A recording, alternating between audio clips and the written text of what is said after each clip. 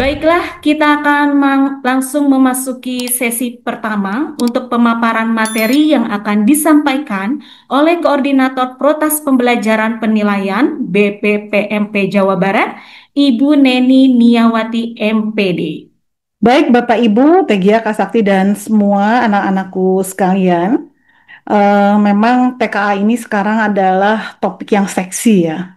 Kenapa seksi? Karena memang TKA ini belum pernah terjadi dan ini kali pertama di NKRI kita tercinta ada namanya tes kemampuan akademik.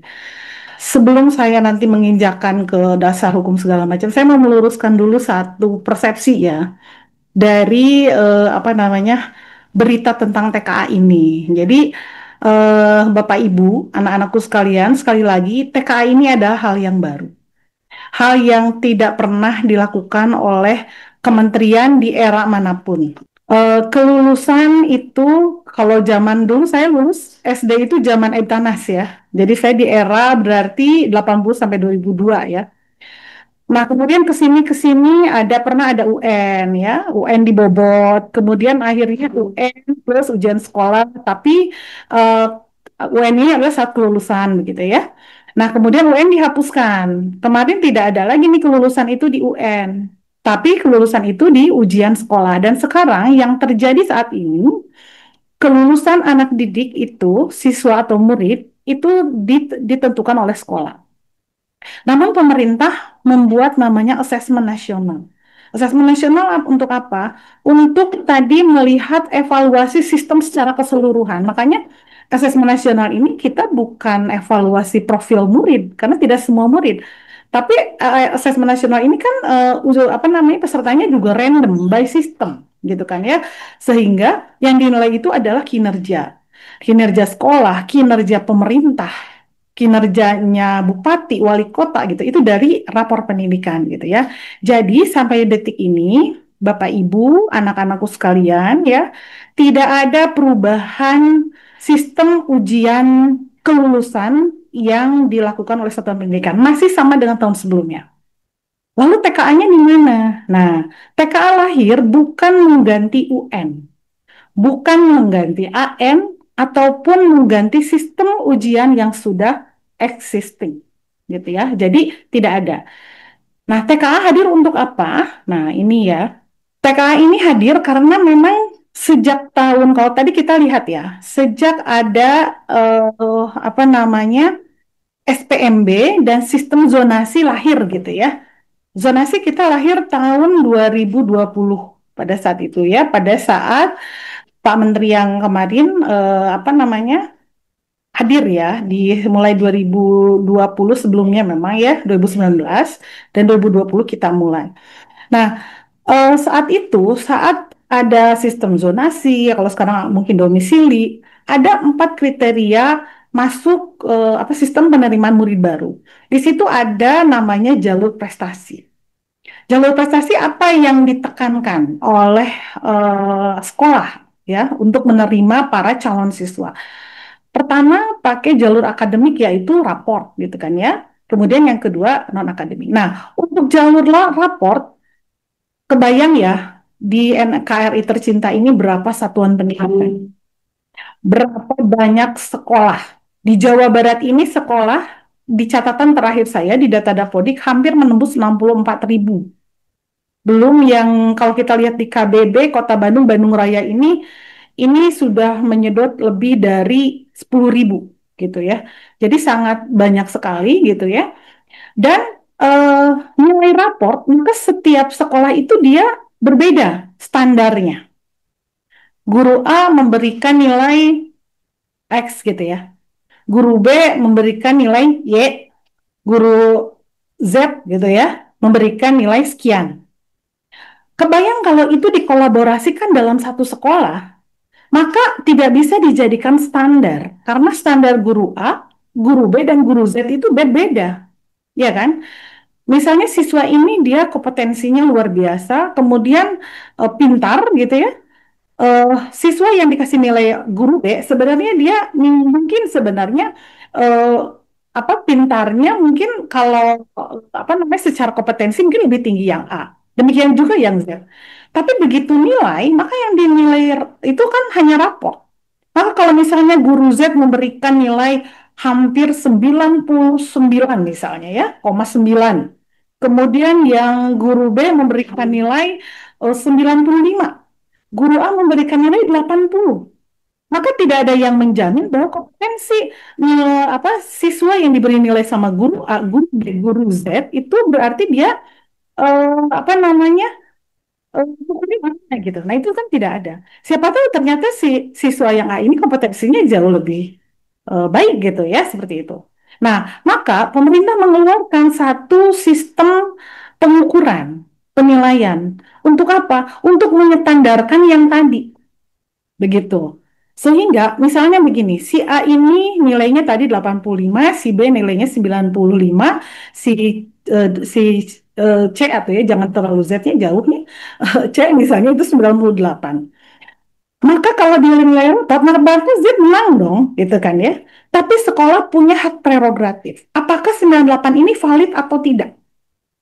Nah, untuk menjaga validitas 98, 85 ataupun 95 atau berapapun angka, ada di situ namanya hasil sertifikat hasil TKA, SHTKA.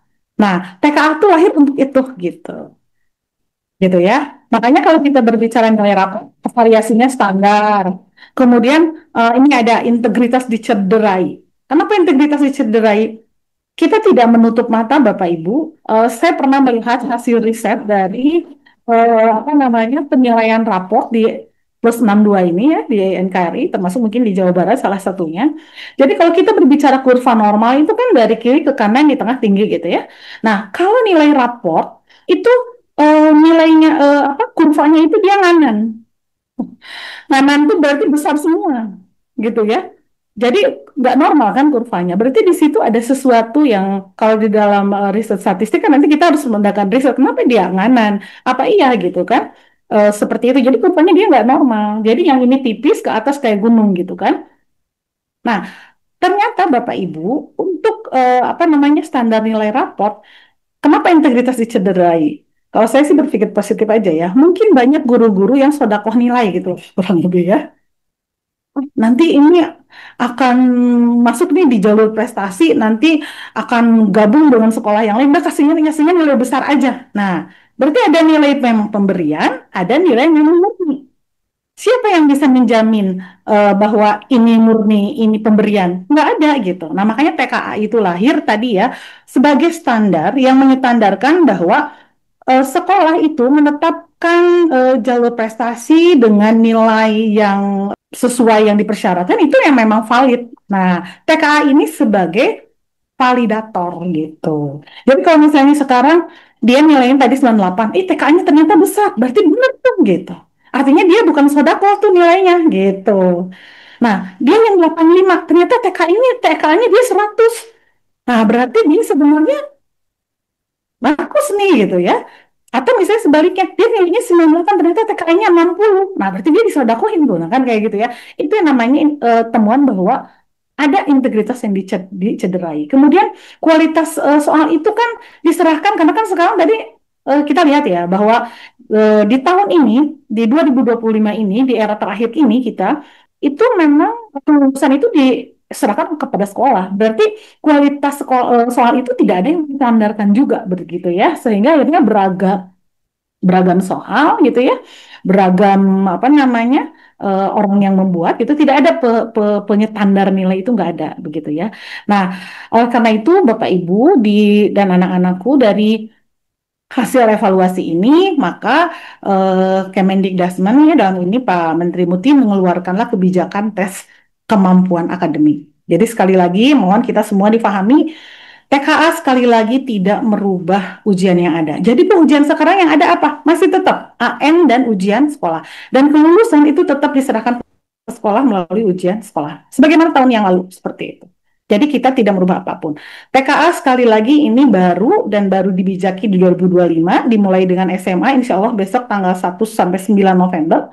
Dan itu murni tadi untuk menstandarkan variasi nilai yang ada di masyarakat gitu ya, di semua satuan pendidikan. TKA ini untuk siapa? TKA ini untuk semua satuan pendidikan.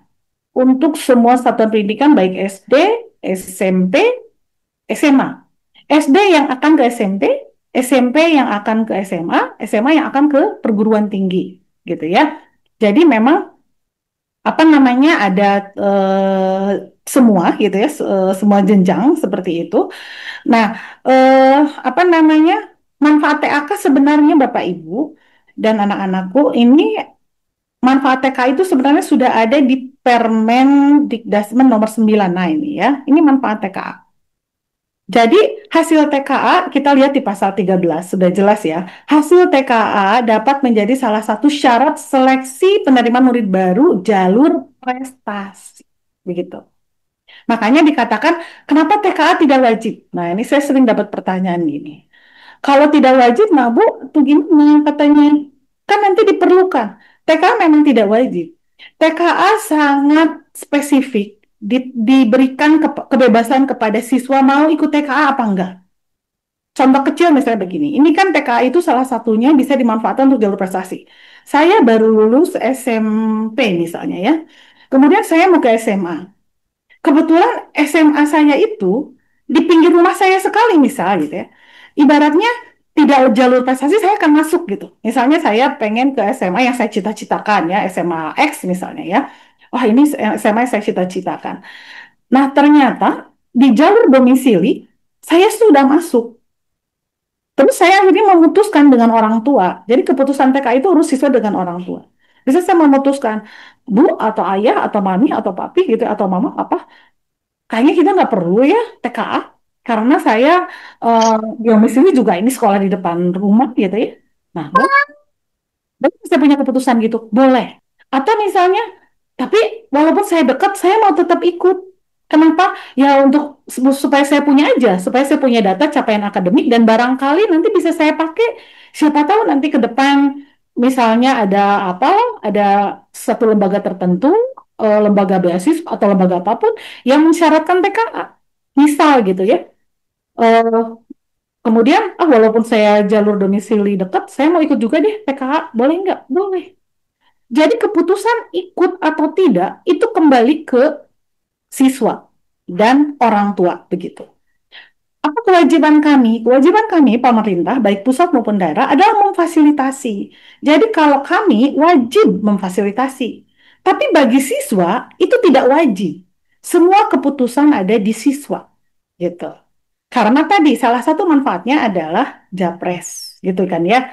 Kalau misalnya nggak japres, ya sebenarnya kalau tidak japres sih sebenarnya tidak perlu pakai TKA, gitu ya. Bisa jalur domisili atau afirmasi, begitu ya. Itu tidak usah pakai TKA.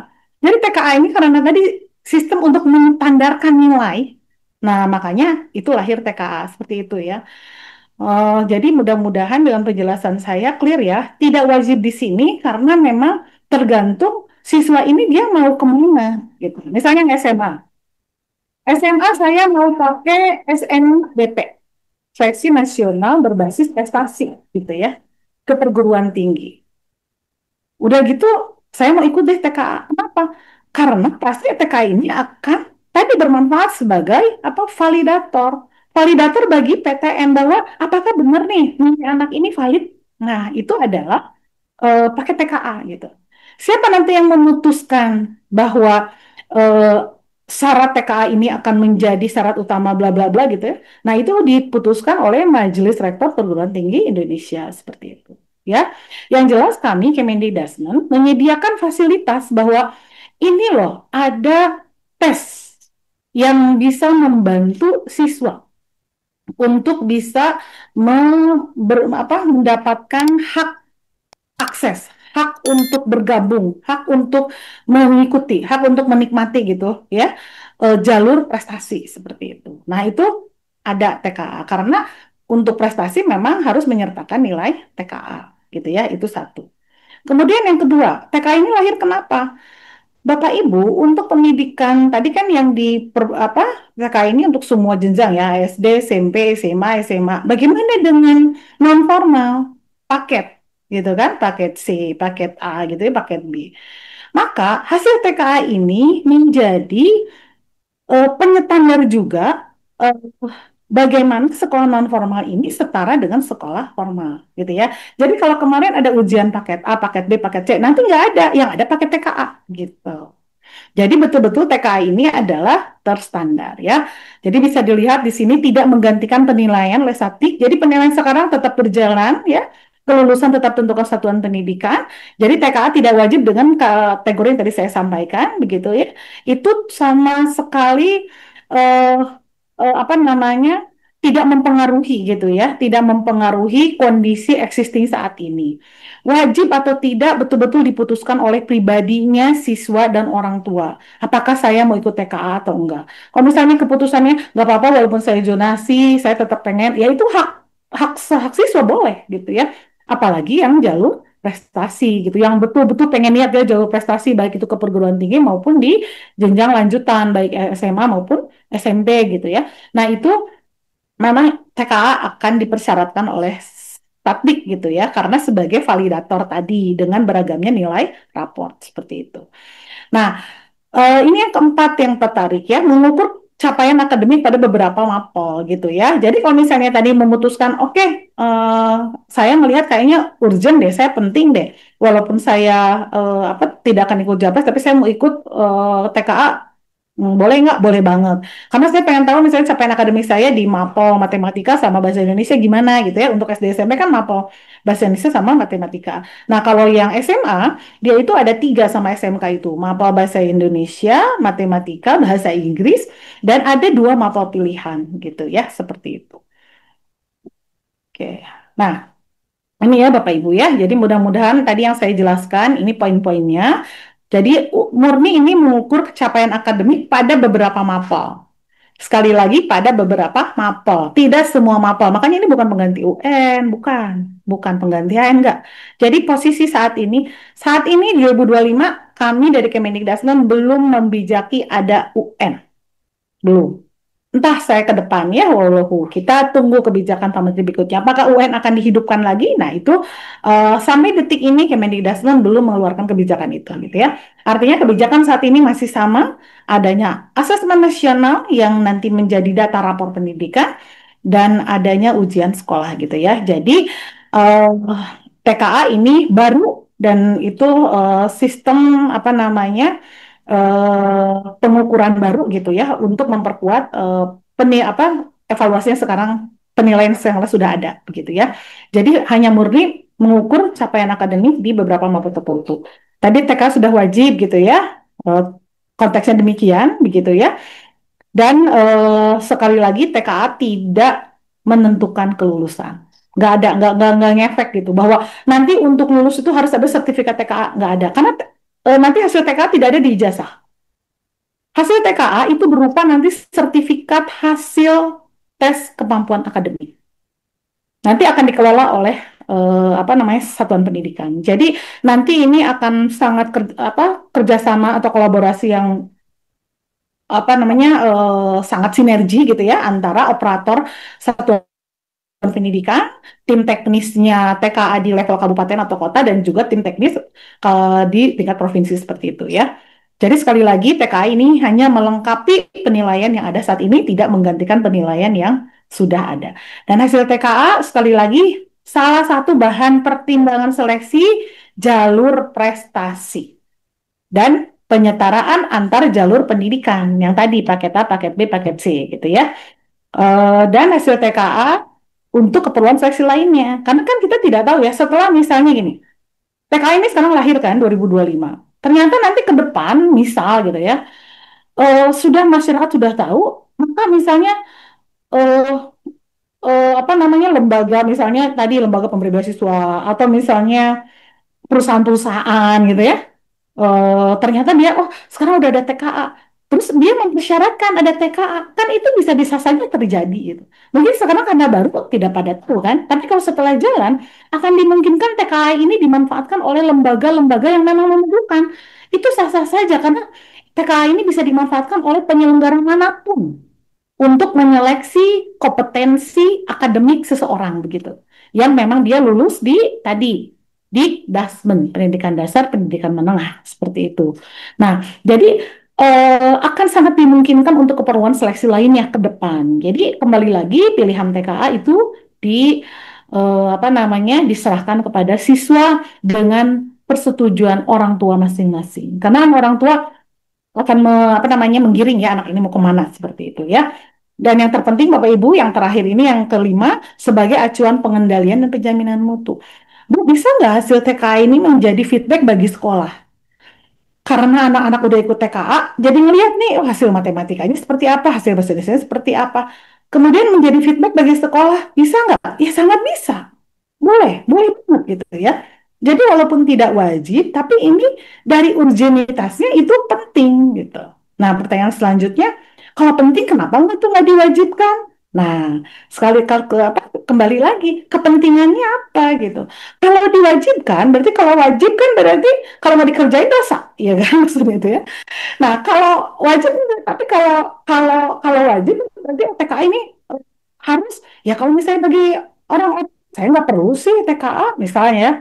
Saya sekolah di depan jadi prestasi terus misalnya saya mau lulus nih saya mau lulus kuliah saya mau pakainya jalurnya bukan ESNBP tapi apa berbasis tes gitu ya saya kayaknya nggak perlu juga terus udah gitu misalnya pas dunia kerja nggak apa-apa deh saya punya perusahaan sendiri saya mah udah nggak akan ngelamar ke orang-orang kayaknya juga saya nggak akan perlu tuh TKA ya kan itu keputusan individu di dalam hidup mereka dia gitu kan jadi kalau mewajibkan sih sebenarnya kami dari Kemendikbudristek tidak mewajibkan. Itu murni pilihan. Tapi kami memberikan apa manfaat TKA. Sehingga pertimbangan keputusan yes or no itu betul-betul hasil analisis mendalam dari individu siswa juga pertimbangan dari orang tua. Seperti itu. Baik, nah itu dari hakikat TKA ya. Mudah-mudahan itu clear ya Bapak Ibu ya dan anak-anakku.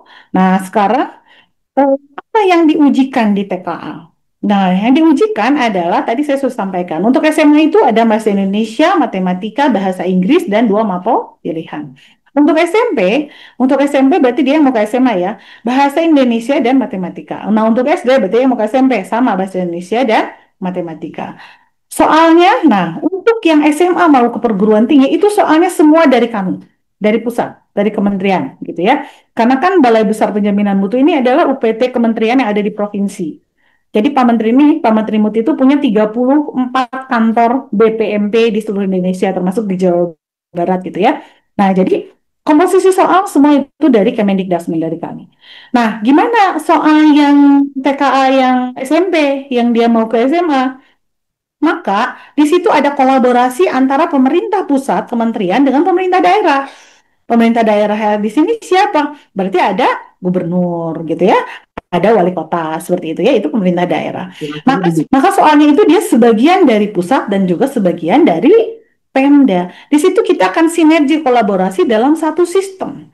Kita nanti TKA ini dikelola dalam satu sistem apa namanya tersendiri gitu ya di bawah kendali pusat penilaian pendidikan di Badan Standar Kurikulum dan Asesmen Pendidikan BSKP karena di negara kita ini yang mengatur tentang apa namanya evaluasi pendidikan itu ada di BSKP ya Badan Standar Kurikulum dan Asesmen Pendidikan. Nah, nanti kami mengeluarkan satu aplikasi, jadi nanti soalnya itu kami akan kerja bareng di situ, begitu ya. Orang-orangnya itu unsur yang ditunjuk oleh Pemda, oleh kabupaten kota, oleh provinsi yang masuk ke dalam tim penyusun soal seperti itu. Sama yang SD juga gitu ya. Dan modalnya semua berbasis komputer. Jadi kalau ada pertanyaan, boleh nggak ujian ini pakai gadget? Jawabannya tentu tidak. Karena pelaksanaan TKA ini disetting melalui sistem seperti manajemen AM. AMBK gitu ya. Jadi kita pakai proktor gitu ya, kita pakai pengawas, kemudian pelaksanaannya ada online dan semi online gitu ya. Jadi tidak bisa pakai gadget, harus di titik sekolah tertentu gitu ya. Kapan pelaksanaannya? Yang SMA itu akan duluan di tanggal 1 sampai 9 November. Makanya harus syaratnya itu adalah dia punya raport sampai di kelas 11 semester gasal gitu ya, seperti itu. Nah, bagaimana SMP? SMP akan mulai tahun depan. Berarti harus ada raport kelas sahabat terakhir gitu ya. Semester ganjil, nah itu sampai sampai seperti itu syaratnya. Jadi kalau yang nggak punya raport sampai semester ganjil nggak bisa ikut TK gitu ya. Yang SD juga sama, perkiraan Maret dan April. Jadi Yang SMA ini didulukan dan saat ini kami sedang menyiapkan Bapak Ibu semua ya dan anak-anak bahwa tanggal 1 9 November akan mulai dan tanggal 24 besok itu mulai dibuka pendaftaran untuk TKA. Seyogianya kita itu akan di tanggal, tadinya kita mau di November ini. Tadinya kita mau di November. Tapi kita majukan di tanggal 24 dan akan berakhir pendaftaran di 5 Oktober gitu ya. Jadi insya Allah dengan dipercepat ini kita akan melihat bagaimana animo dari anak-anak kita, anak-anak murid-murid yang akan mengikuti TKA gitu ya. Kenapa kita harus melihat? Karena dan harus menghitung karena akan berhubungan dengan tempat pelaksanaan kegiatan. Berapa siswa di Indonesia ini yang ikut TKA? Berapa satdik pelaksananya? Sehingga di situ harus disesuaikan dengan kekuatan PC, ya kan? Dan sesi, kita harus mengelola seperti itu, gitu ya. Jadi, bagi anak-anak yang minat, mulai besok 24 Agustus 2025 akan dibuka hari pertama pembukaan pendaftaran. Siapa yang bisa mendaftarkan? Yang mendaftarkan lewat satuan pendidikan, gitu ya. Melalui apa? Melalui laman TKA gitu di Pusmendik seperti itu ya, Bapak Ibu dan anak-anak.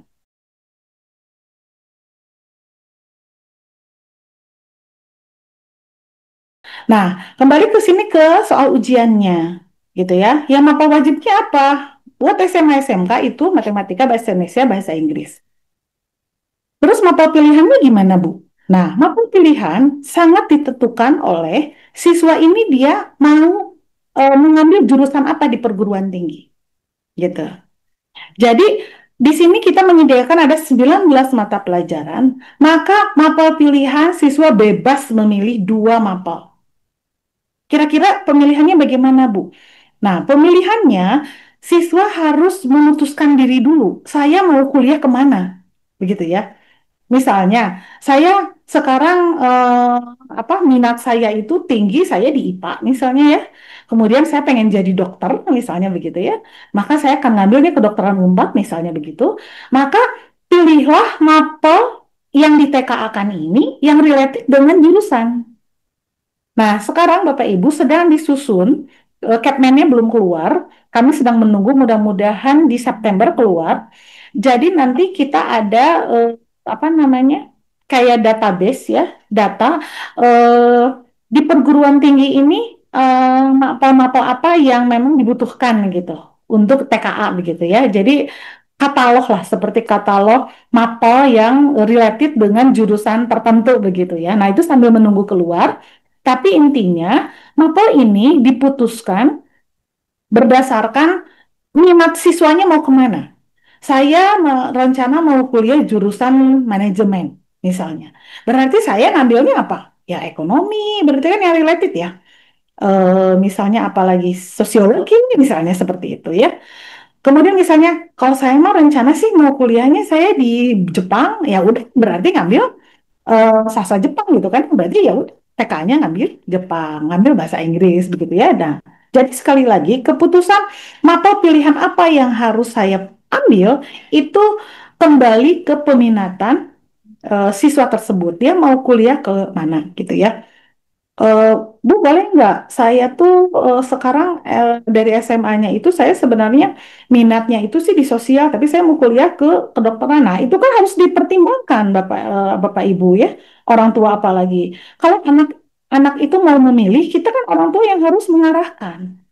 Ya termasuk mungkin bimbel tridaya ya yang mengarahkan anak ini mau kemana gitu kan nggak mungkin juga dia sekarang kuliah sekolah misalnya di sosial kemudian pengen ngambil kedokterannya kasihan kan anaknya kayak apa namanya menjerumuskan diri sendiri gitu ya kan kita tidak seperti itu gitu tapi kalau misalnya dia passionnya saya di sosial karena saya nanti mau ngambil yang related lah dengan sosial saya gitu ya kemudian misalnya saya sekarang passionnya saya di IPA nih gitu ya di fisika, di kimia, di biologi kan nanti anak-anak tuh yang tahu. Selama ini nilai saya besar nih gitu. Nanti saya ngambil jurusannya mau apa gitu. Nah, jadi untuk memutuskan sekali lagi, mata pilihan apa? yang pertama dikerjakan atau yang pertama langkah pertama yang dilakukan adalah saya mau ngambil jurusan apa di perguruan tinggi nanti, begitu ya. Dan itu sangat tergantung minat dan kemampuan dari siswa tersebut maunya apa, gitu. Nah, ini kolaborasi. Jadi karena ini semua satuan pendidikan ya, baik SD atau madrasah ibtidaiyah, SMP atau madrasah sanawiyah, SMA atau madrasah aliyah, termasuk madrasah aliyah kejuruan atau SMK gitu ya, dan semua sekolah non formal ya, paket A, paket B, paket C, maka ini akan terjadi kolaborasi dari semua unsur pemerintah, baik itu kementerian kami, Kemendikbudristek, Kementerian Agama, dan pemerintah daerah gitu. Jadi tiga triumvirat ini yang tidak bisa dilepaskan. Kenapa? Karena Kementerian Agama punya sekolah ya, dan data mereka adalah data emis.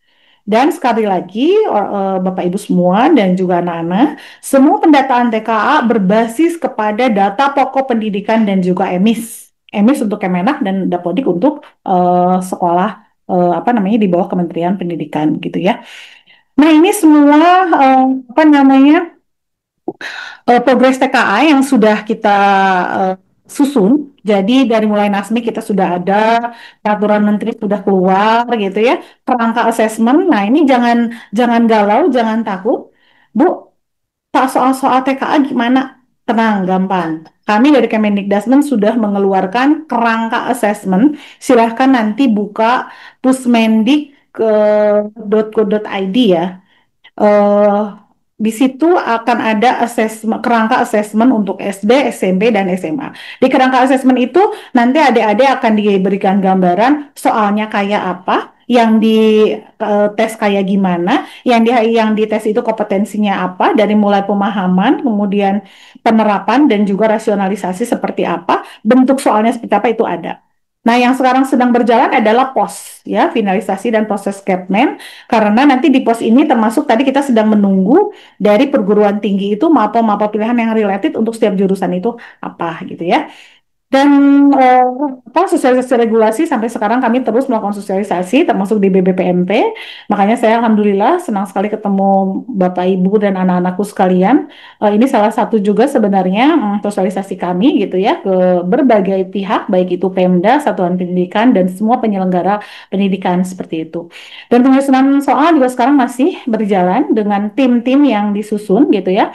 Jadi insya Allah soalnya ini memang kalau kita mengejar validitas kita menuju ke sana gitu ya. Karena nanti semua apa penyusunan soal ini kolaborasi antara pemerintah pusat, provinsi dan kabupaten kota. Jadi walaupun tadi ada kolaborasi apa soal yang dilakukan oleh kabupaten kota atau provinsi, tapi tetap di situ ada proses penjaminan mutu. Dan kami nanti dari Kemendikbudristek melatih fasilitator nasional untuk bisa memvalidasi soal-soal yang dibuat oleh tim gitu ya, yang diusulkan oleh Pemdanya masing-masing dan nanti akan berlaku soal itu secara nasional begitu ya. Oke, ini tadi pemanfaatan ya. Jadi sih, oke, ini tadi sudah saya sampaikan ya. Jadi TKA ini melengkapi dan memperkuat objektivitas SNBP, gitu ya. Jadi dalam pelaksanaannya setiap satuan pendidikan itu diawasi oleh pengawasilan. Siapa pengawasilan? Ini dari perguruan tinggi. Penghasilan ini dia akan melihat, makanya kenapa nggak bisa pakai gadget, harus di satu ruangan, karena di situ ada pengawas silang ya, kemudian mereka dipantau langsung, ada penyelia pengawas. Nah penyelia pengawas ini yang tadi saya bilang para apa dosen ya perguruan tinggi dan pengawas silang itu semua pengawas yang ditunjuk oleh Pemda dan nanti apa tidak diawasi oleh apa pengawas, tapi dia akan silang seperti itu ya.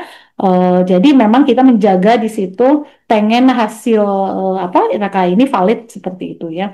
Jadi jujur pelaksanaannya seperti itu. Jadi sekali lagi tidak menggantikan SNBT. Ya, untuk SMA, SNBT tetap menggunakan seleksi secara nasional tersendiri seperti yang sudah berjalan saja.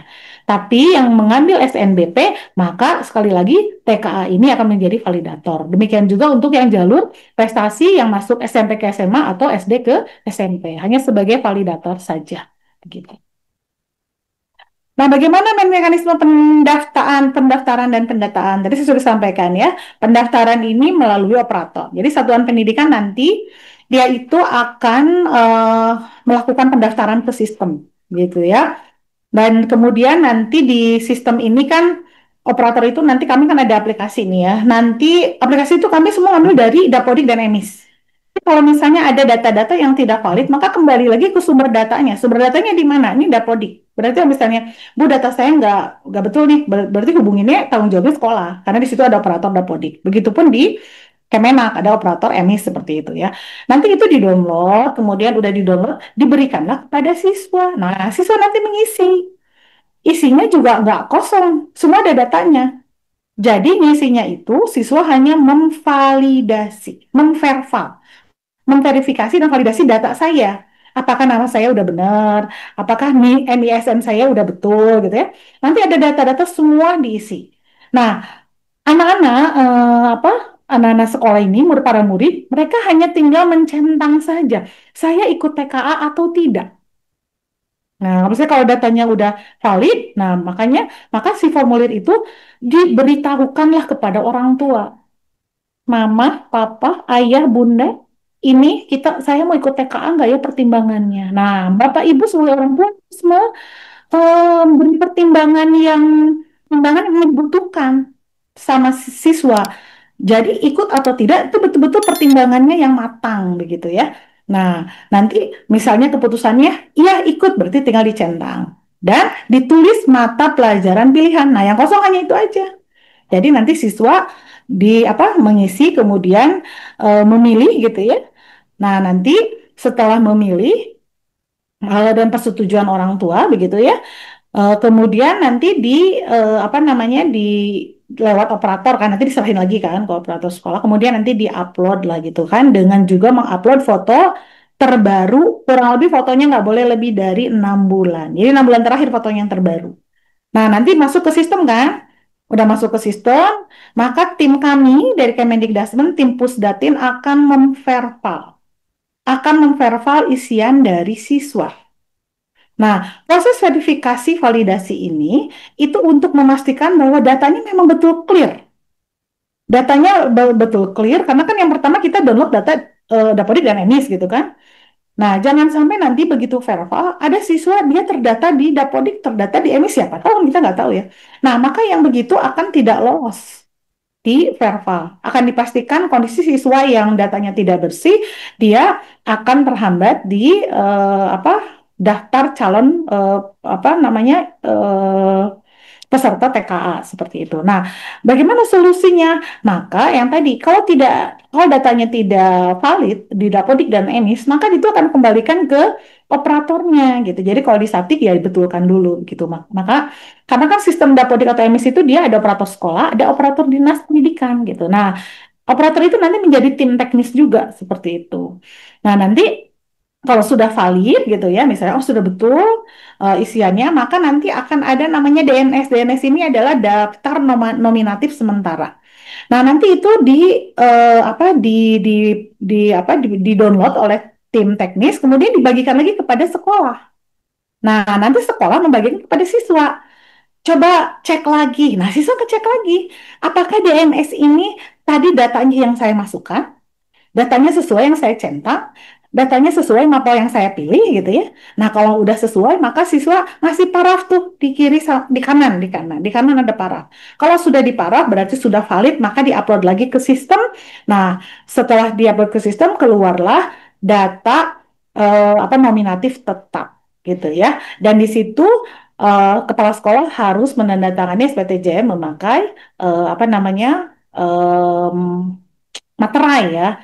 Nah, jadi kalau sudah keluar DNT dan kartu pesertanya diterbitkan ya sudah, artinya tinggal nanti menunggu ujian seperti itu ya. Jadi sistemnya seperti itu ya untuk mekanismenya.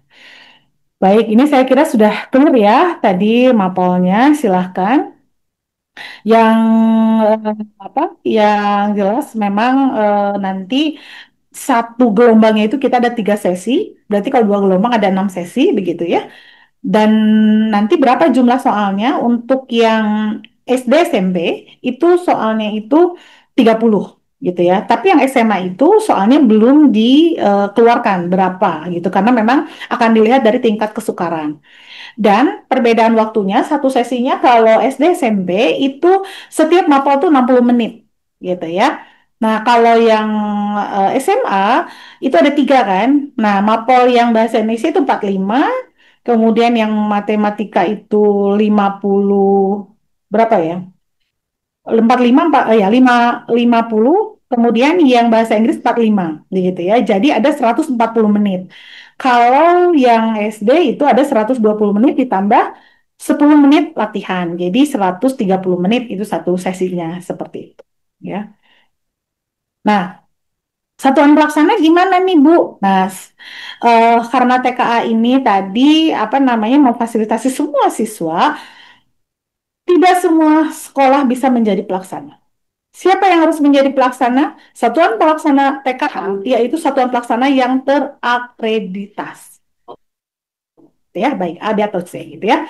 Nah, jadi dia sudah terakreditasi. Bagaimana sekolah yang tidak terakreditasi? Maka dia bisa menginduk ke sekolah terakreditasi gitu ya. Nah, itu pelaksana. Dan itu semua di bawah kendali pemerintah daerah, gitu ya. Karena pemerintah daerah harus apa namanya menetapkan sekolah pelaksananya mana, gitu ya. Nah, itu pendataan dari sekarang itu. Makanya kita pendaftaran mulai besok karena itu harus didata ya sampai pelaksananya itu siapa begitu ya. Nah, eh, sekolah terakreditasi dia pelaksana ya, tapi dia nggak punya sarana komputer gitu ya segala macam. Bisa nggak dia menjadi tempat pelaksana? Nggak bisa. Walaupun dia pelaksana, dia kayak pelaksana gitu ya. Tapi Bu, saya tidak punya perangkat. Jaringan di sekolah saya kurang bagus. Listriknya kurang bagus. Bisa nggak saya memanfaatkan sekolah yang lain yang belum terakreditasi tapi dia punya sarana lengkap? Boleh nggak? Boleh. Gitu ya. Jadi Bapak Ibu dibedakan nih antara satuan pendidikan pelaksana. Nah, pelaksana itu terakreditasi, tapi yang memiliki tempat itu sekolah baik terakreditasi ataupun enggak itu boleh jadi tempat.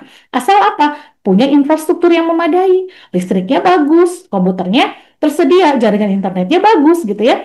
Dan apa? Sekolah tersebut punya proktor dan teknisi yang berpengalaman gitu ya. Di antaranya bisa menyelenggarakan yang kemarin tuh ANBK seperti itu.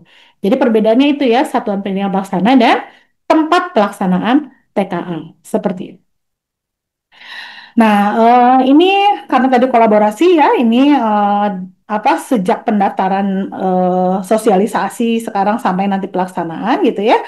Mulai besok kita dibuka, ini tugas-tugas kami semua, termasuk kami ada di sini, ya, saya ada di sini di UPT, ya. Jadi kami berarti akan melakukan pendampingan ke Pemda, kami merekapitulasi pendataan. Jadi jika misalnya siswa-siswa besok mulai pada daftarkan oleh sekolah, kami terus di situ secara berkala akan mendata tentang juga kesiapan TIK-nya gitu ya.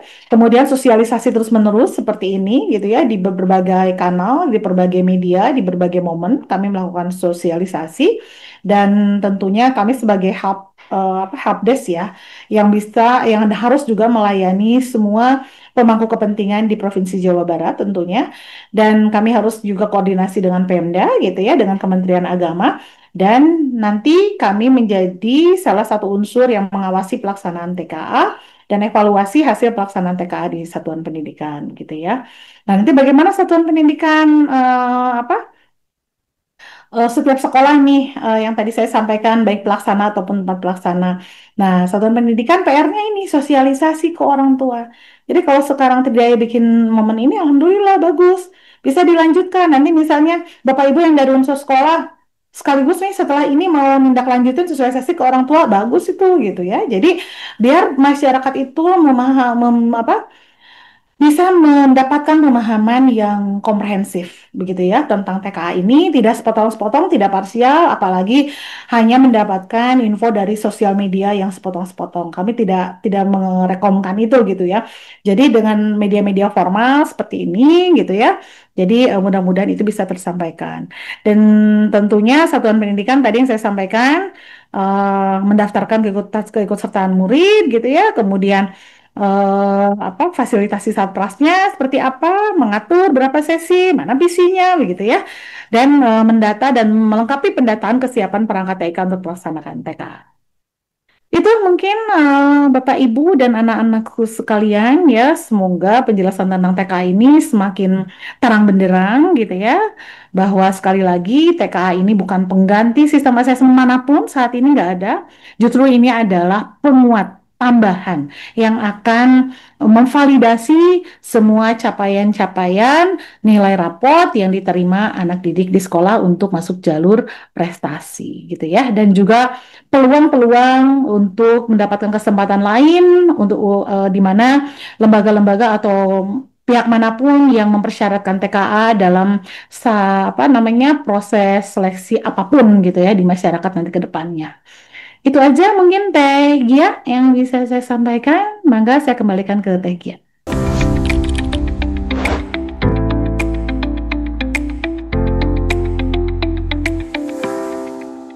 Iya, terima kasih sekali untuk Ibu Neni Niawati ya yang sudah dengan runtut dan jelas menjelaskan memaparkan mengenai TKA ya, betul-betul full breakdown TKA, tips, trik dan strateginya ya. Baiklah, ini kita lihat sudah ada yang mengangkat tangan dari Bapak Slamet Widayat.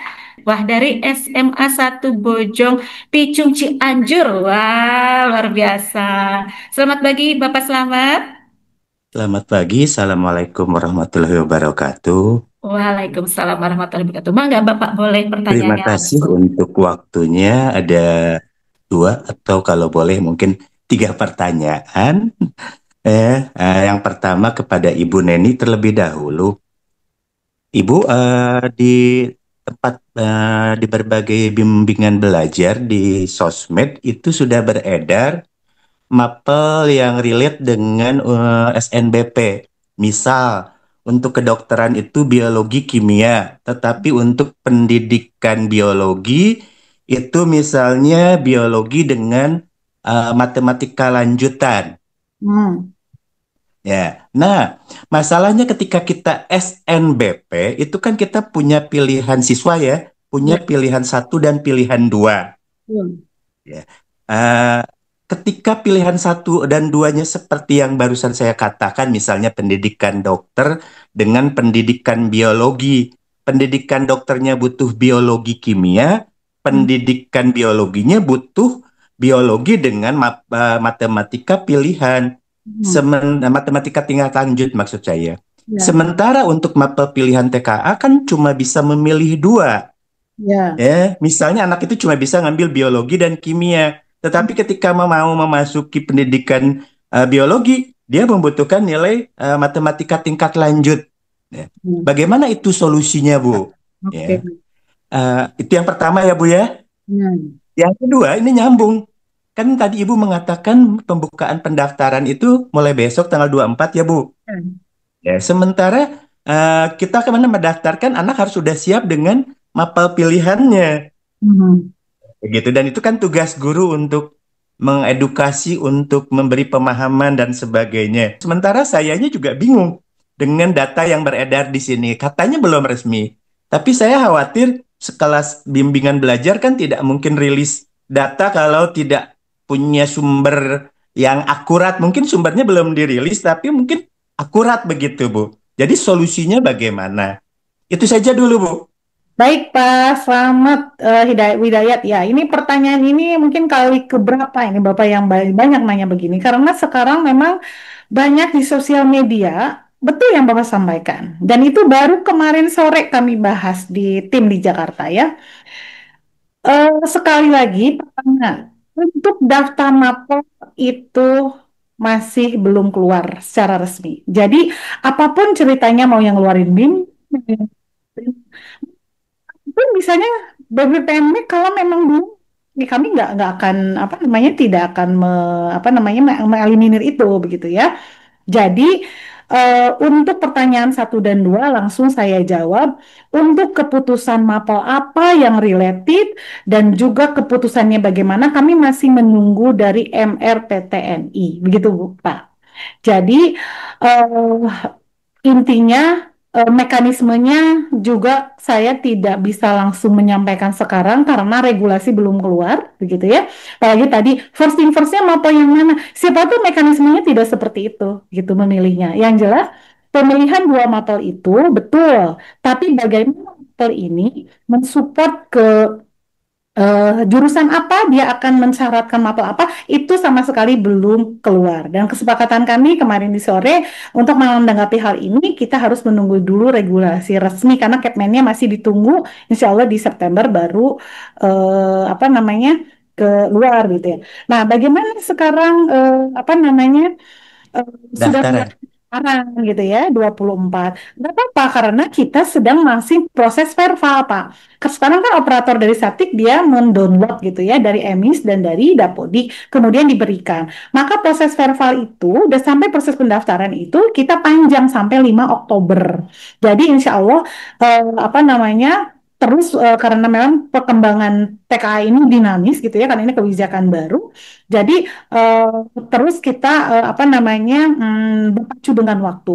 Adapun sekarang dari starting awal ini di 24 Agustus kita buka, kita lebih ingin melihat berapa populasi animo siswa yang ikut. Karena harus disinkronkan dengan kesiapan Sapdik yang tadi, memetakan berapa sesinya, kemudian perangkatnya seperti apa, itu lebih ke sana untuk starting awal. Tapi untuk memvalidasi sampai DNS dan DNT keluar itu memang masih panjang sampai 5 Oktober seperti itu Pak. Jadi kita tunggu saja bagaimana nanti kesimpulannya untuk pemilihan dua apakah persis seperti yang kita bayangkan gitu ya. Yang ini perlu dua, yang ini gimana dong gitu. Nanti habis di sana yang ini gitu ya. Nah, apakah seperti itu atau sebenarnya ada mekanisme lain itu arahan apa ya kalau boleh saya menyampaikan ya lebih baik kita menunggu dulu pedoman yang memang akan dikeluarkan oleh MRPTNI, Majelis Rektor Perguruan Tinggi Indonesia. Mangga Pak, boleh satu lagi. Ya, untuk kan TKA ini tidak mempengaruhi kelulusan begitu tadi ya Bu ya. Betul, betul. Tapi boleh tidak semisal digunakan untuk gini, kan kelulusan itu nanti ada dipengaruhi oleh ujian sekolah, ada portofolio, ada ujian praktek dan sebagainya ya Bu ya. Nah, Betul, boleh nggak si sertifikat ini kita gunakan untuk untuk menambah nilai siswa pada saat nanti kelulusan. Kemana? Ini maksudnya gini. eh, Tadi kan Ibu mengatakan bahwa sebaiknya bukit begitu kan semua ikutan karena kita nggak tahu ke depannya TKA ini diperlukan tidak begitu ya Bu ya kurang lebih kan ya betul. jadi saya juga di sekolah menyarankan semua anak ikut ya salah satu motivasinya adalah nanti mau saya katakan ke anak-anak ini nanti mempengaruhi nilai kamu untuk di ijazah misalnya seperti itu ya tidak mempengaruhi kelulus tapi mempengaruhi nilai boleh tidak kalau begitu. Ya, ya Pak, selamat. Sebenarnya begini ya, kami itu kan ya kalau misalnya kami mengatakan iya, maka saya takut terjadi mispersepsi dan itu akan dikatakan bahwa oh iya mempengaruhi kelulusan gitu ya. Jadi kalau kami dari Kemendikbudristek tetap pada koridor tidak mempengaruhi kelulusan gitu ya. Dan ini betul-betul hanya sebagai penguat saja. Adapun misal Satdik ah saya mau bikin ya itu kan strategi saja. Tapi kalau bisa regulasi itu kita tetap ajakkan luruskan di hitohnya gitu loh maksud saya ya. Nah, perihal misalnya mau dipakai seperti apa misalnya gitu ya nanti TKA di luar dari apa koridor atau di luar dari regulasi yang sudah kita terapkan, maka sebenarnya kami sih tidak mengatur ke situ ya. Dan kami ibaratnya kalau bicara angkat tangan yang nggak bertanggung jawab, saya nggak bertanggung jawab gitu ya. Tapi kan No comment aja ya Bu ya. betul Pak. Jadi kalau Iya, misalnya iya. Karena nanti berdampak secara ini ya. Iya, iya. Paham, paham. ya Oke, paham. daring dan ada pikotnya ya. Nanti oh Bu Nania berbicara begini, wah nanti salah lagi. Jadi tetap kalau kami pada koridor tidak memulai Karena Ibu mewakili BBPMP soalnya ya. oh iya betul Bapak. Bukan, bukan, bukan orang per orang. Ya, terima kasih banyak Ibu. Maaf, pertanyaannya banyak. Terima kasih MC. Berikutnya ada yang raise hand lagi dari Airijani. Oke. Sebelumnya para hadirin, saya ingatkan untuk mengisi presensi ya, link absensi sudah ada di kolom chat, karena nanti akan ada sertifikat yang akan kami bagikan berdasarkan data peserta yang hadir. Jadi boleh diisi sambil menyimak pertanyaan atau jawaban dari sesi tanya jawab ini. Mangga untuk Kak atau Ibu Arjani. Iya, mohon maaf, boleh off-cam izin? Boleh Bu, mohon Ya, lagi sebuah ya. kegiatan Bu. Saya dengan Ibu Ayrizani dari SMA 20 Bandung. Oke, silakan Bu. Iya, ada satu pertanyaan yang memang ini sebetulnya yang ditanyakan oleh anak-anak gitu ya, Bu ya. Jadi gini, terkait dengan pemilihan mata pelajaran, eh, yang saya tangkap itu adalah TKA ini adalah untuk memvalidasi nilai raport, terutama untuk yang jalur SMBP, gitu kan? Artinya memvalidasi nilai raportnya itu artinya berbanding lurus tidak gitu. Nah, mungkin yang akan ditanyakan adalah terkait pemilihan mata pelajaran yang dua itu. Apakah mata pelajaran yang dua itu boleh dikatakan eh, apa ya yang ada di raport? Misalkan kan kadang kalau di 20 itu kita karena kondisi keterbatasan dari ruangan, keterbatasan dari guru juga, akhirnya kami itu seolah-olah mengelompokkan pemilihan mata pelajarannya gitu. Jadi ada yang boleh dikatakan rumpun IPA, ada yang rumpun IPS, ada yang rumpun campuran. Nah, yang menjadi pertanyaan adalah apakah kedua pemilihan itu harus sesuai dengan rumpun yang mereka ambil ataukah bisa bebas. Tujuannya begini, tadi kan TKA itu salah satunya bisa juga disesuaikan dengan jurusan yang nanti di perguruan tinggi, gitu ya Bu ya. Nah, sementara mungkin ada anak yang kelompok IPA, dia ingin linjur gitu. Nah, itu apakah boleh pemilihannya seperti itu? Sementara kan mungkin yang sosialnya mungkin hanya ada waktu mereka pelajari di kelas 10 gitu. Sementara kelas 11 dengan kelas 12 sekarang dia lebih ke IPA-nya gitu. Nah, itu yang banyak ditanyakan oleh anak-anak. Sementara yang saya pahami karena ini adalah memvaliditas nilai raport, ya jadi mau tidak mau harus sesuai dengan rumpun yang mereka ambil. Nah, itu mungkin mohon penjelasannya, Bu, biar ke anak-anak juga, kami juga paham, anak-anak juga paham. Terima kasih. Mangga. Iya, terima kasih untuk Ibu Arjani ya. Mangga Ibu Neni untuk menjawab pertanyaannya. Baik, Bu Airijani ya. Saya kira begini Bu, kalau kasusnya berarti di 20 ini dia anak-anak udah di ini ya, sudah dikelompokkan ya, ada yang rumpun IPA, Betul. yang campuran gitu ya. Ya, betul. Belum jatuh memilih, maka sekolah atau ibu gitu memberikan pemahaman dulu kepada anak apa minat dan kemampuannya. Saya tidak bisa mengatakan mapel A dan B, kata kuncinya adalah minat dan kemampuan. Ada anak yang di IPA, tapi dia ternyata pengen memilihnya sosial. Kan itu sah-sah saja. Selama dia mampu, selama dia minat, dan ibu melihat potensi untuk dia memilih jurusan itu related dengan kemampuannya, maka silakan pilih yang related dengan jurusan yang akan dia ambil. Gitu maksud saya. Nah, sekarang dia ada yang IPS, kemudian dia mau memilih misalnya jalur, ya misalnya kalau kita sekarang apa yang gampang kita mencernanya karena semua orang udah tahu dokter misalnya, IPS dia mau ke dokter. Nah kan tinggal pandangan ibu dulu nih ke anak, yakin kamu mau ngambil kedokteran misal begitu ya, padahal jurusan kamu IPS gitu. Tapi misalnya ibu melihat, tapi bu waktu kelas itu dia memang bagus sebenarnya IPA-nya, kebetulan aja dia masuk rumpun IPS, tapi sebenarnya dia kemampuannya. Artinya ibu melihat kemampuan anak itu ada walaupun dia di rumpun IPS gitu ya. Jadi itu semua analisis ada di sekolah, ada analisis ada di guru. Kalau misalnya ibu melihat kemampuan anak ini walaupun dia di rumpun IPS tapi kemampuan IPA-nya bagus bu, dia tuh mau memilih misalnya jadi teknik sipil misalnya gitu ya, teknik apa kimia misalnya. Kemudian karena walaupun di IPS dia bisa bu, ya itu silakan sah-sah saja. Baru setelah itu diputuskan, baru ibu mengarahkan anak memilih mata pilihan gitu. Jadi mata pilihan itu jangan langsung memilih mata pilihan dari penjurusan sekarang, tapi minat kemampuan dia anak itu dulu di mana. Nah, setelah dia memutuskan, saya cita-citanya mau menjadi seorang arsitek, Bu. Oke, nah baru ibu memutuskan. Kalau untuk arsitek, udah aja kamu berarti mapelnya ini, gitu maksud saya. Jadi, jangan langsung dari penjurusan ini, ibu ke mata pilihan, nanti bingung. Karena pas jurusannya mau apa enggak. Jadi kata kunci mata pilihan adalah sesuaikan dengan minat dan kemampuan siswa dalam memilih jurusan lanjutannya seperti apa. Gitu mungkin Bu Arijani. Iya, tambahan sedikit mungkin izin ya Bu ya. Enggak. Jadi selama ini memang kami untuk yang dia berminat ini kalau ada linjur khususnya itu untuk yang kelompok IPA ya Bu ya. Kalau kelompok IPS tentu kita juga apa sih tidak menyarankan seperti itu. Tapi biasanya yang linjur itu adalah yang dia kelompok IPA gitu. Nah memang kami juga berkolaborasi dengan BK bahwa untuk pemilihan mata pelajaran untuk TKA ini adalah disesuaikan dengan jurusan nanti di perguruan tinggi mau seperti apa gitu.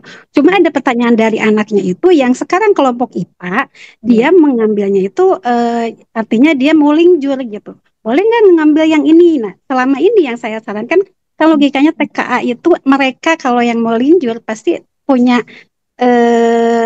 apa basic dari sosialnya itu hanya materi waktu kelas 10 gitu. Yang didalami hanya itu, berarti dasarnya saja gitu.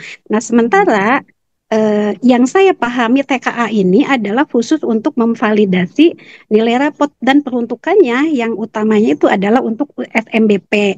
Jelas kalau yang mau linjur pasti otomatis dia akan masuk ke SMBT ya lewat lewat lewat tes nanti gitu. Cuma ini kan yang paling dekat ini adalah untuk SMBT gitu. Itu Bu. Jadi selama ini kami juga sudah sesuai dengan apa yang Ibu arahkan bahwa memang untuk pemilihan mapel 2 mapel itu adalah sesuai dengan jurusan nanti ke depannya seperti apa gitu. Itu Ya, aja. baik. Jadi Ibu kembali ke gini, persyaratan untuk SNBP itu apa? Apakah dia harus linear dengan penjurusan di sekolah? Enggak juga sih Bu, boleh-boleh aja. Maksudnya gitu ya? Artinya kan Iya, itu regulasi ya? Apa betul. boleh atau tidak? Nah, ternyata enggak sih, Bu, boleh lintas. Ya berarti boleh juga gitu. Hmm. Artinya sekali lagi, Ibu, ini TKA tidak merubah regulasi yang sudah ada. Tetap jalur SNBP mengikuti koridor dari eh, Permendikbud sekarang Permendikbud Dikti gitu ya tentang SNBP begitu. Nah, itu saja ikuti. Nah, jadi TKA itu mengikuti yang jelas kata kuncinya TKA mengikuti jalur PT-nya. Nah, bagaimana kalau misalnya dia tidak penjurusannya tidak di situ, tapi kalau 10 dia pernah belajar, kembali lagi ibu yang sangat tahu gurunya gitu. Apakah dia bisa toh? Kembali ke anaknya ya Bu ya. Ya, betul. Jadi kalau Oke, misalnya nggak apa-apa, lanjut aja. oke. Karena tidak merubah regulasi dari Kemristek Dikti tentang SNBP. Seperti jadi ikut dulu itu SNBP gitu. Siap, siap, siap. Berarti kami nanti akan menyarankan ke anak, silahkan saja mau mengambil apa sih mapa pilihannya bebas di antara mapa pilihan yang ada, gitu aja ya Bu ya. Karena Oke, kata kuncinya pokoknya gini, SNBP ikutin regulasi SNBP gitu. Nah, siap. Iya eh, Bu. itu regulasi utamanya itu. Nah, setelah regulasi SNBP-nya dapat, TKA itu akan menerapkan ke situ gitu. Jadi baru ke mapel pilihan karena kan mapel wajibnya udah 3 tadi bisa masuk ke semua Bu dia. Betul. Inggris, bahasa Indonesia sama bahasa matematika ya. Iya, betul. Jadi kalau mapel pilihan ini betul-betul dia mendukung jurusan yang akan dia pilihkan seperti itu. Jadi kata kunci pertama payung hukum SNBP-nya dilakonin dulu, baru TKA menguatkan gitu. Ah, Oke, terima kasih Bu. Ya, sama. terima kasih untuk Ibu Airijani yang atas pertanyaannya. Wah, tadi memang SMA banyak ya Bu ya, karena memang sebentar lagi nih SMA yang akan berlangsung untuk TKA-nya. Satu penanya lagi yang secara langsung di sini udah ada PB Pasaribu ya dari PKBM untuk langsung mengajukan pertanyaan. Mau nanya apa namanya nanti hasil dari TKA ini itu dia bisa digunakan nggak untuk apa namanya seleksi ke perguruan tinggi luar negeri gitu Bu. Oh, Terus sama kebetulan saya kan minat jurusan sudah ada Bu ke FSRD jurusan DKV atau juga ada 2 DKV sama fashion design. Nah itu kira-kira untuk mapel pilihannya itu apa ya Bu? Bisa tolong diarahkan Bu? Terima kasih. iya, Oke, silakan Ibu Neni untuk menjawab. oke. Ya, apakah hasil TKA bisa untuk mendaftar ke apa namanya, ke luar negeri ya, Bu ya? Oke, Bu, Ade, Ade siapa? VB Pasar Ibu ya? Pasar Ibu. Ya, Bu. Oke, baik. Ya, jadi kalau apa namanya tentang eh, kesetaraan berarti ya, apakah TKA dapat digunakan untuk pengakuan kesetaraan untuk keluar gitu ya? Bisa nggak dipakai? Iya, Bu. Oh iya, kalau untuk keluar itu sebenarnya sangat dimungkinkan, gitu kan? Karena bisa jadi apa TKA ini menjadi standar. Kalau kita boleh belajar kemarin saat kita nggak ada UN di beberapa pernah kita baca artikel ya, kalau nggak salah saya pernah baca artikel. Malah kita terancam tidak bisa sekolah karena nggak ada tes standarnya gitu ya. Nah, justru TKA ini sebenarnya sangat dimungkinkan gitu karena kita punya tes terstandar. Nah, yang agak bermasalah itu terbalik. Kalau misalnya dia sekolahnya di luar. Nah, di luar kemudian pengakuan kesetaraan lulusan gitu. Lulusan misalnya dia lulusan luar negeri nih, mau sekolah di Indonesia. Nah, itu yang apa regulasi TKA-nya belum mengakomodasi untuk penyetaraan ijazah luar negeri seperti itu. Jadi kan dia ijazahnya dari luar ya. Tapi kalau misalnya dari sini kita mau keluar itu sangat dimungkinkan gitu. Kembali lagi ke penyelenggaranya gitu. Tapi kalau nggak salah, justru kuliah di luar itu biasanya dia minta sertifikat terstandar biasanya ya. Coba kita nanti boleh bertanya pada senior-senior kita yang sudah lulus, apa yang sudah kuliah di luar. Biasanya dia eh, minta ijazah terstandar, bukan ijazah, jadi sertifikat terstandar hasil pendidikan di Indonesia gitu kan. Apakah dia bisa masuk nggak misalnya ke universitas tertentu begitu ya? Dan dia biasanya ada universitas-universitas luar itu dia mensyaratkan bahwa kalaupun lulusan di Indonesia harus ada standar nilai apa begitu ya. Nah, justru biasanya diminta. Jadi ya justru memang mendukung sebenarnya gitu. Nah, yang apa yang akan bermasalah tadi yang saya sampaikan, kalau dibalik sekolahnya di sana, di luar, kemudian mau kuliah di Indonesia. Nah, itu yang regulasi TKA kita belum sampai bagaimana menyetarakan lulusan di luar, kemudian di TKI nama kita. Nah, itu enggak, belum ada. Tapi kalau kita ikut TKA mau kuliah keluar, itu sangat memungkinkan. Visibilitasnya tinggi seperti itu. Ya. Oke, terima kasih sekali untuk penjelasannya Bu Neni. Semoga mendapat pencerahan ya untuk Kak VB Pasaribu. Mungkin ini ada yang bertanya juga, mohon maaf Bu Neni, sebentar ini dari Kak Winda, mungkin atau Bu Winda, mau bertanya, misal anak SD dan SMP dari luar Provinsi Jabar ingin masuk ke SMP atau SMAN di Bandung, itu bagaimana cara mengikuti TKA-nya? Apakah di daerah asal atau mengikuti di Bandung sebagai tempat tujuan pilihan? Oke, baik. Terima kasih, Ibu. Siapa tadi yang tanya? Winda Winda. dari Oke. Jadi, Bu Winda dan Bapak Ibu semua, anak-anak juga, semua anak-anakku sekalian, pelaksana TKA itu sekolah di yang sekarang kita dudukin dengan syarat tadi terakreditasi, dia sebagai pelaksana. Kalau dia juga punya perangkat, punya proktor, punya teknisi, bisa juga menjadi tempat. Nah, itu ya pelaksana. Apakah TKA itu bisa kita bawa ke luar provinsi, misalnya ya? Kita daftar selagi peraturan SPMB itu tidak dilanggar bisa. Misalnya ada jalur perpindahan orang tua, ya kan? Ya itu payungnya adalah jalur SPMB. Nah, misalnya saya sekarang domisili di sini di Jawa Barat ya. Kemudian anak saya ikut di sekolah X, kebetulan dia terakreditasi, punya proktor, infrastruktur, berarti dia pelaksana sekaligus tempat. Maka anak saya dapat di situ. Kemudian saya dipindahkan ke BPMB Kalimantan Timur misalnya ya, atau Kalimantan Barat. Maka saya perpindahan orang tua, anak saya ikut. Bawa tuh nilai TKA ke Kalbar. Itu sangat-sangat bisa. Nanti sekolah yang dituju oleh saya itu di Kalbar misalnya, sekolah apa gitu. Kemudian saya pengen ikut Japres, sangat-sangat bisa. Dan TKA-nya saya serahkan seperti itu. Gitu ya, Bu Winda. Oke, ya terima kasih sekali pertanyaan dari Bu Indah dan juga jawaban dari Bu Neni. Ini ada satu lagi, apakah anak kelas 11 SMA boleh ikutan TKA? Oh, ya.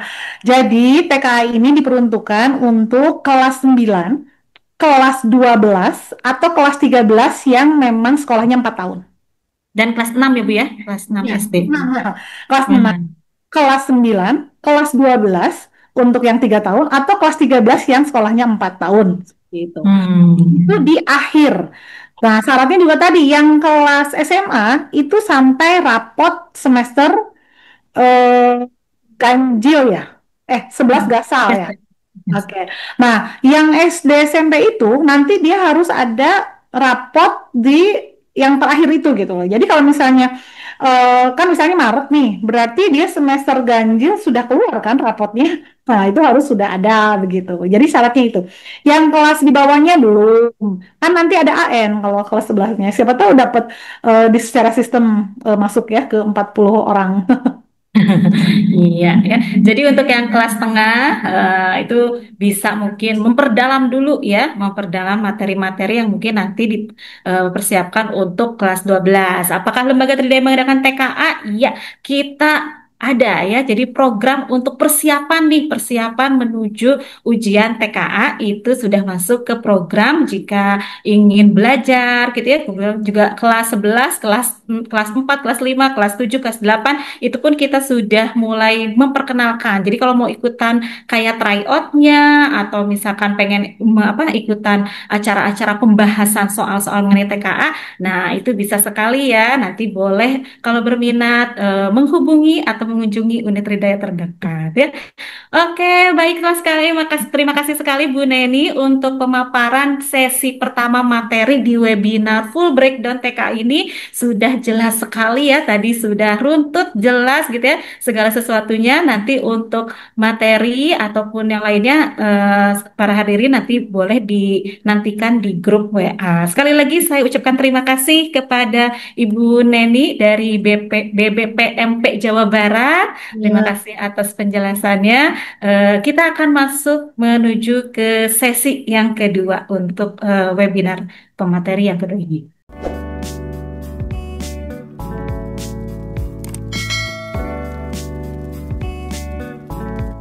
Berikutnya kita akan menginjak pada pemaparan materi kedua yang akan disampaikan oleh General Manager Tridaya Group, Ibu Profesor Dr. Anissa Lestari Kadiono, MPC Psikolog.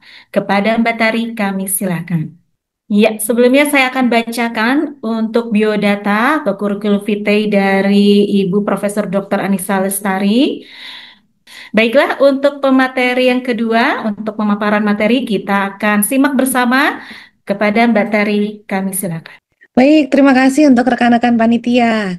Semangat pagi semuanya. Nama saya Anissa Lestari, GM dari Tridaya Group, dan tadi juga sudah dikenalkan ya. Terima kasih buat Ibu Neni yang sudah memberikan informasi mengenai TKA yang akan diberlakukan di tahun ini.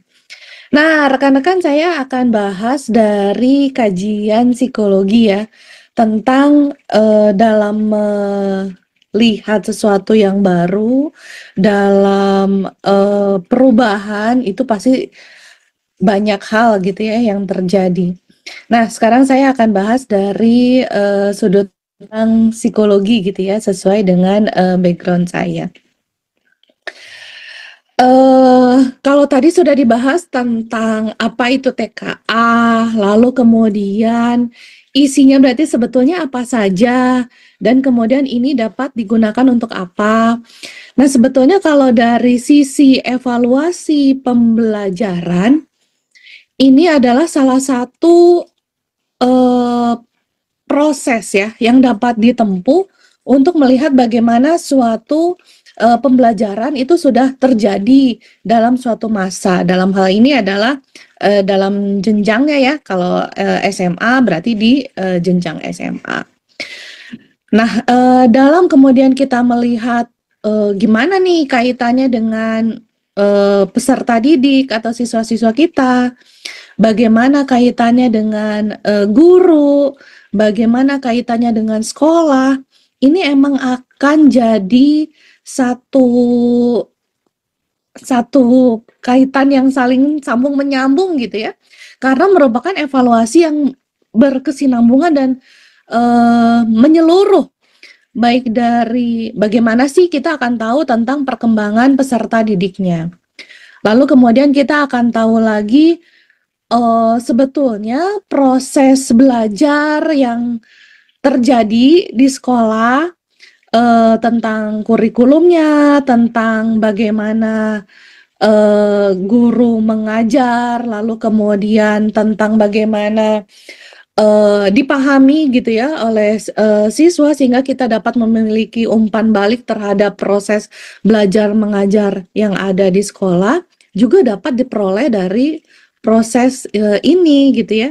Sehingga kemudian kita dapat mengenali dan kemudian mengevaluasi secara umum tentang praktek pendidikan yang ada, apakah sudah sesuai, dan kemudian perlu untuk diperbaiki dan lain-lain. Jadi ini merupakan sebuah upaya untuk melakukan evaluasi.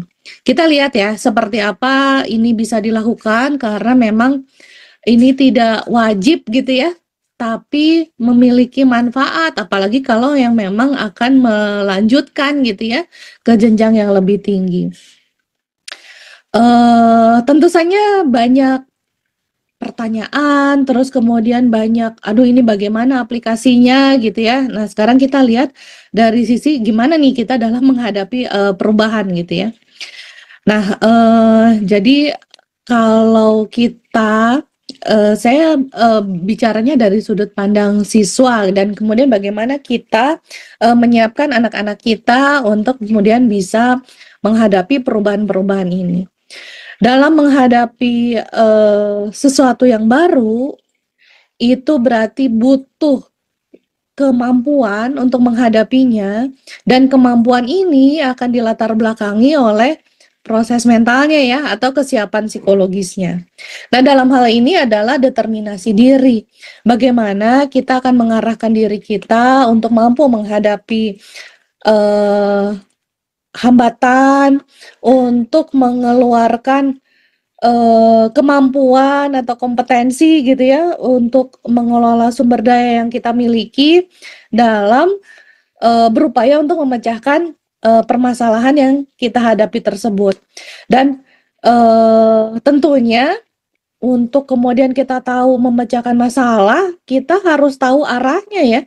Jadi masalah ini apa, dan kemudian kita berharapnya untuk apa gitu ya. Jadi punya arah sehingga kita bisa menangani dan mengerahkan ya sumber daya yang kita miliki ini juga dengan baik. Nah kalau kita lihat sebetulnya individu atau siswa atau bahkan kita sendiri ya, ini kan beragam, akan menghadapi perubahan juga dengan beragam juga gitu ya. Nah kalau dari sisi self-determination continuum, ini kita bisa lihat dari berbagai macam tipe nih, setidaknya ada 6 tipe. Mulai dari yang tidak punya motivasi itu ya, jadi amotivation, sampai yang punya motivasi intrinsik, jadi motivasinya dari dalam diri gitu, untuk kemudian menangani dan mengatasi mencapai tujuan yang ingin dicapai. Nah, itu dari sisi motivasi, dari sisi kemampuan untuk meregulasi diri, ini juga berbeda-beda. Nah, sehingga memang perlu pengarahan ya dari diri, gimana ya caranya supaya kita punya motivasi internal gitu dalam mencapai tujuan. Nah ini tentu saja beda-beda ya. Ada tahapannya sebelum ke motivasi intrinsik, yang paling sebelah kanan yang warna hijau ya, sehingga nggak perlu disuruh lagi nih kalau untuk belajar gitu ya, atau nggak perlu lagi untuk ada jam belajar, ada pembatasan kegiatan gitu ya, karena sudah diatur sendiri gitu, sudah tahu tentang apa yang tujuan yang mau dicapai, happy-nya itu berarti kayak gimana kalau tercapai gitu ya, lalu kemudian punya minat seperti apa, sehingga kemudian akan mengatur waktunya sendiri dalam upaya dalam pencapaian tujuan ini adalah yang hijau. Nah, tapi tentu saja nggak semua kemudian tiba-tiba bisa langsung ke hijau, gimana caranya? Nah, ini tuh melalui proses. Prosesnya itu mulai dari yang tidak gitu ya, yang tidak punya motivasi, yang hitam gitu ya, sampai gitu mengarah sampai ke yang hijau. Jadi kita harus mengenali nih dalam diri kita, apakah kita punya tadi ya motivasi gitu ya, motivasi untuk dalam hal pencapaian tujuan ini. Nah, motivasi itu ada yang dari internal, ada yang dari eksternal. Nah, ya tentu saja yang paling tinggi kedudukannya itu adalah kalau motivasinya dari dalam diri ya. Nah, namun kita dapat menumbuhkan bagaimana kita bisa memacu diri untuk kemudian lebih punya daya juang, itu mulai dari motivasi eksternal. Nah, jadi ada external regulation di mana kemudian kita berupaya compliance saja dulu. Jadi mematuhi aja dulu. Oke. Jadi aturannya kayak gimana sih? Sehingga harusnya dipenuhinya seperti apa? Berarti kalau mau lulus berarti saya harus bisa ngerjain berapa soal misalnya kayak gitu ya. Nah, sehingga memang ada diperlukan pengetahuan tentang apa itu tantangannya, dan kemudian bagaimana cara untuk mengatasi atau lulus gitu ya dari tantangan itu tuh seperti apa. Nah, jadi kita akan berusaha compliance terlebih dahulu dengan tahu aturannya. Sehingga tadi ya pengetahuan tentang TKA itu apa, seperti tadi yang sudah disampaikan oleh Bu Heni, itu akan sangat membantu untuk kemudian kita tahu kendala-kendala apa yang mungkin kita akan hadapi ke depan. Nah, setelah tahu, jadi motivasinya masih eksternal, kita akan berupaya untuk mulai menumbuhkan motivasi internal dengan adanya self control. Jadi kita mulai ada kontrol diri, seperti apa ya kita akan memanfaatkan waktu, bagaimana ya kita dapat mengatur belajar gitu ya. Lalu kemudian mengatur tujuan belajar gitu ya, dan lain-lain. Jadi kita mulai somewhat itu ada eksternalnya tetap, tapi mulai ditumbuhkan internal dengan adanya kontrol diri. Nah, kemudian bertambah lagi dengan adanya kesadaran. Kalau asalnya hanya kontrol dan sekarang sadar nih, sadarnya kita punya kekuatannya apa, kita masih lemahnya apa. Jadi ada identifikasi terhadap kemampuan kita dalam menangani masalah, sehingga kita punya value. Oh ini kita masih kurang yang di sini, berarti kita harus lebih tingkatin yang mana. Oh kita masih belum yang ini, sehingga kita harus yang seperti apa gitu ya. Untuk identifikasi seperti apa sih kita meningkatkan kesadaran terhadap kondisi yang kita miliki. Nah, lalu kemudian baru bisa bertambah lagi ke bagaimana kita bisa mensintesiskan gitu tentang kelebihan, kekurangan, strategi, lalu kemudian tujuan gitu ya, sehingga nantinya bisa full kita punya intrinsic motivation. Nah, ini tentu saja bertahap ya, dan kadang bisa maju mundur, asalnya kita udah kita punya determinasi kuat gitu ya dalam mencapai tujuan, tapi dalam satu titik tuh lelah, terus kemudian pengennya flight gitu ya, menghindari masalah dan lain-lain. Apalagi ini dalam rentang waktu tertentu gitu ya, dan cukup lama, dan kemudian ada variabel-variabel kejadian ya yang pasti akan terjadi dalam waktu-waktu yang kita tempuh ini. Sehingga memang bagaimana kita bisa mengontrol gitu ya, kita bisa punya motivasi itu perlu dijaga gitu. Untuk bisa selalu mawas diri, tahu tujuan, apa yang ingin kita kejar gitu ya. Nah, jadi anak-anakku sekalian, kita akan mulai dengan bagaimana kita akan menganalisis diri kita. Kenapa? Karena dalam pencapaian tujuan, senjata terbaik itu adalah senjata yang kita miliki, yang punya diri kita. Sehingga kita pengharapannya apabila kita tahu nih tentang bagaimana diri kita, bagaimana kekuatan kita, bagaimana kelemahan kita, kita akan dapat membuat strategi yang lebih baik dalam pencapaian tujuan. Nah, tadi ya strateginya tentu saja adalah bagaimana proses belajar yang sudah ditempuh sebelumnya itu dapat terangkum dengan manis gitu ya, dan kemudian kalian dapat melanjutkan gitu ya ke jenjang pendidikan yang lebih tinggi sesuai dengan cita-cita semua ya.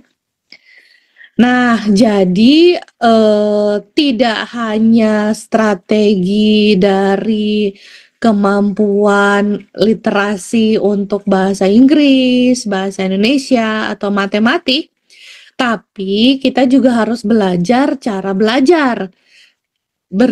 Mulai memikirkan bagaimana cara kita berpikir agar hal-hal yang kemudian diperlukan itu bisa lebih cepat masuk gitu. Dan kemudian menjadikan kompetensi kita dalam menangani permasalahan-permasalahan atau pemecahan masalah.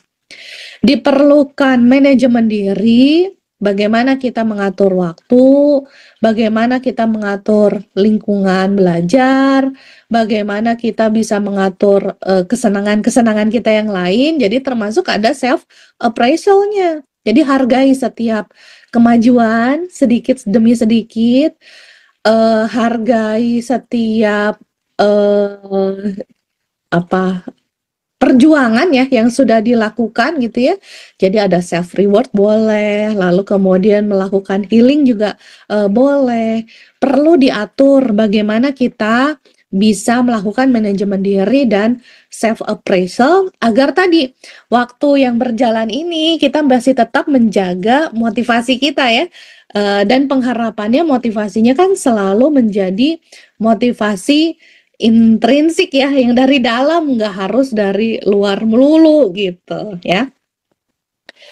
Nah, jadi untuk bagaimana kita belajar, bagaimana kita akan meningkatkan kemampuan untuk mengelola informasi, berpikir lebih baik gitu ya. Di sini ada metacognitive study strategis nih yang bisa diterapkan untuk tahap akhir. Jadi karena TKA ini dilakukan pada jenjang akhir ya, jadi di tahap akhir. Nah, yang pertama kita akan tahu limitnya tuh apa. Jadi kita akan tahu kita tuh punya kelebihan dalam menguasai sub-sub aspek pelajaran yang mana, yang kurangnya yang mana gitu ya, sehingga kita punya strategi, kita kerjain yang mana, yang lain misalnya yang ditinggal gitu ya, sehingga kita bisa mengembangkan strategi berdasarkan limitasi yang kita miliki, yang kita sudah ketahui sebelumnya gitu ya. Jadi kita harus mengakses dulu kitanya memang punya kemampuan apa gitu ya. Nah, lalu kemudian kita akan memodifikasi approach atau pendekatan kita seperti apa. Nah, ada beberapa pendekatan yang bisa digunakan untuk kemudian bisa belajar dengan lebih baik. Teknik-tekniknya juga banyak gitu ya. Dan kemudian kita bisa coba dulu satu demi satu mana yang lebih sesuai gitu ya. Ada yang lebih sesuainya itu adalah dengan visualisasi misalnya gitu ya. Jadi dengan misalnya menuliskan kembali atau membentuk gambar gitu ya, atau ada yang merekam, baca dengan keras gitu ya, atau ada yang dengan pengennya dengerin orang ngomong misalnya gitu ya. Jadi macam-macam caranya. Modifikasi seperti apa sih cara belajar yang paling sesuai dengan diri kamu gitu ya. Nah, lalu kemudian karena ini tahap akhir, kita bisa lakukan skimming juga ya. Jadi dilihat secara cepat, bisa dari daftar isinya, bisa dari rangkumannya kalau ada gitu ya. Apa sih yang sudah harusnya dipelajari gitu ya, sehingga kemudian kita tahu limitnya gitu ya. Kemudian kita tahu kekuatan kita, kekurangan kita kayak gimana. Jadi kita tahu secara keseluruhan itu seperti apa secara skimming ya, cepat gitu dilakukan. Nah, lalu kemudian rehearsing ya. Rehearsing itu berarti diulang apa yang sebelumnya diketahui, misalnya aduh yang materi kelas 10, 11 gitu ya. Diulang untuk kemudian kita mendapatkan oh iya ya waktu itu berarti dilakukannya kayak gimana, dengan pendekatan kayak gimana, atau rumus seperti apa, teori apa gitu ya. Jadi memang pengulangan itu akan membantu. Nah, self test itu juga akan membantu agar kemudian kita akan mengetahui seberapa jauh sih kita tahu tentang penguasaan kita dalam mengerjakan tadi ya soal-soal baru tadi. Nah, self test ini kita bisa pakai misalnya ikutan tryout misalnya gitu ya, atau kemudian ada tes yang kita lakukan dengan apa ya, simulasi yang sebenarnya gitu ya. Jadi maksudnya tentang waktunya atau jenis soalnya gitu ya. Nah, itu tuh akan membantu karena kita akan mengetahui jalan yang akan ditempuh dan kemungkinan-kemungkinan kesulitan yang dihadapi. Nah, lalu kemudian asking question about your method tadi ya, jadi modifikasi cara belajar, lalu kemudian metode belajar. Kalau yang kurang, kemudian kita bisa tambah dengan metode-metode yang lain. Jadi cobalah hal baru gitu. Karena kita belum apa ya, pembelajaran tuh seumur hidup ya, termasuk juga tentang cara belajar gitu. Jadi kembangkan ya diri kita agar kemudian kita bisa mengembangkan diri dan lebih baik. Self reflection diperlukan. Jadi kita punya refleksi diri seperti apa ya kita sudah mencapai hal ini, lalu kemudian apakah sesuai dengan tujuan yang diharapkan, sesuai dengan target gitu ya. Jadi ada refleksi diri. Nah, kalau diperlukan finding a mentor atau support group ya. Kenapa? Karena kelompok yang sama, yang memiliki masalah yang sama, itu akan membantu juga gitu ya untuk mengenali perspektif yang berbeda dalam mengenali masalah. Jadi cari mentor itu juga akan membantu gitu ya untuk membantu kita dalam mengatasi masalah dalam pencapaian tujuan. Nah, thinking out loud jadi dikemukakan ya, kalau orang bilang ini diinvestasikan gitu ya. Jadi apa sih yang mau dituju, mau dilakukannya kayak gimana gitu ya. Ini akan membuat diri kita terpacu gitu untuk tadi memiliki motivasi internal nih. Kalau kita thinkingnya out loud kan, jadi orang juga tahu, loh katanya mau ujian tapi kok begini gitu ya. Jadi ada kontrol eksternal ya yang akhirnya nanti juga akan membantu kita dalam pencapaian tujuan tadi. Nah, error atau hasil yang tidak sesuai pasti aja mungkin.